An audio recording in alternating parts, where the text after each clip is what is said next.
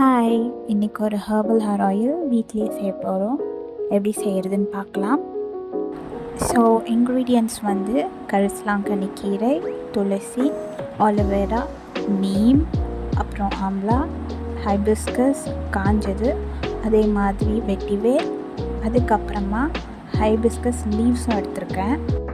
உங்களுக்கு வேணும்னா இதில் சின்ன வெங்காயம் கூட ஆட் பண்ணிக்கலாம்.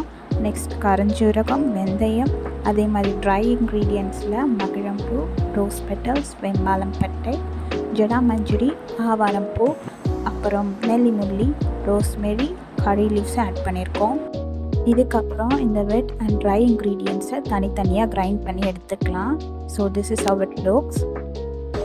இதுக்கப்புறமா ஒரு ஹெவியான பாத்திரத்தில் கோகோனட் ஆயில் ஊற்றிக்கோங்க. நாங்கள் இன்றைக்கி 3 liters ஆஃப் ஆயில் எடுத்திருக்கோம். இந்த இன்க்ரீடியன்ட்ஸ் எல்லாம் பொறுத்து இது சேஞ்ச் ஆகும்.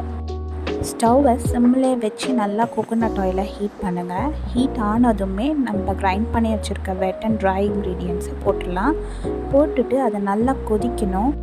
நாங்கள் எடுத்திருக்க இந்த 3 liters ஆயிலை நாங்கள் கிட்டத்தட்ட ஒரு 2.5 hours கொதிக்க விட்டோம். இதோட எசன்ஸ் நல்லா இறங்கணும். அதே மாதிரி நீங்கள் ஹை ஃப்ளேமில் வச்சா இது எல்லாமே சீக்கிரமாகவே தீஞ்சிடும். அதனால் ஸ்லோ குக்கே பண்ணுங்கள். நெக்ஸ்ட் நம்ம ஸ்டவ் ஆஃப் பண்ணிவிட்டு ஒரு லெட் போட்டு மூடி நெக்ஸ்ட் டே இது நல்லா சோக்காக விட்டு ஃபில்டர் பண்ணி யூஸ் பண்ணலாம். Hope you like this video. Thank you for வாட்சிங்.